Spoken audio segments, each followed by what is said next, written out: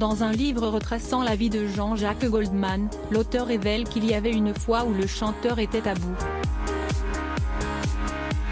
Dans cette œuvre, Yvan Jablonka confie de nombreuses anecdotes sur l'une des personnalités préférées des Français.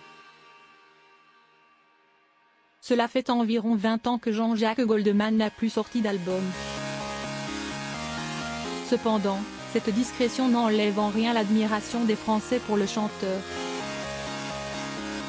La preuve, il se classe à plusieurs reprises comme leur personnalité favorite. De surcroît, ses chansons comme Il suffira d'un signe, Quand la musique est bonne, Au bout de mes rêves et Envole-moi ont connu de grands succès dans les années 1980. Même aujourd'hui, de nombreuses personnes continuent de fredonner les paroles de ces chansons. En effet, elles sont toujours populaires et restent très appréciées par toutes les générations.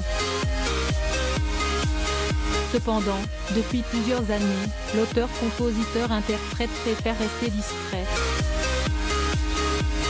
Dans un livre appelé Goldman édition du Seuil publié le vendredi 18 août 2023, l'écrivain et historien Yvan Jablonka explore en détail la vie de l'artiste. Il parle également son parcours à travers de nombreuses anecdotes. Dans un chapitre nommé Despicologie, Yvan Jablonka se penche sur la culture de masse et la condescendance. Il explique que cela implique de reléguer les gens et leurs préférences dans un climat de négativité. En effet, la victime fait face à une dévalorisation, invisibilité, moquerie et insultes. Dans ce sens, l'écrivain utilise ce terme pour décrire ce qui s'est passé avec Jean-Jacques Goldman dans les années 1980. Il s'interroge d'ailleurs pourquoi est-ce que les critiques envers Jean-Jacques Goldman venaient surtout des milieux de gauche. Yvan Jablonka rapporte également la manière dont le chanteur a réagi face à ces mépris de certains médias. Ayant déjà une relation difficile avec les médias, l'artiste est devenu encore plus rare à la télévision.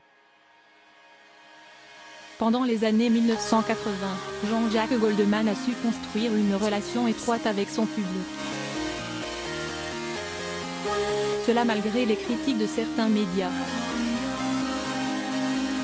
Dans son œuvre, l'historien Yvan Jablonka évoque un incident en décembre 1985. C'était à l'époque où l'artiste a répliqué aux critiques en publiant les commentaires négatifs à son égard dans Libération. Il a conclu sa réponse par un message invitant le public à se faire sa propre opinion. Cette approche de Jean-Jacques Goldman consistait à ignorer les critiques et à ne pas laisser les détracteurs influencer sa perception. Il a noté que ces critiques étaient souvent formulées par des journalistes considérant que le succès et le talent étaient incompatibles. On ne va pas faire couler le sang pour si peu, d'autant qu'ils sont sûrement séropositifs, aurait-il dit.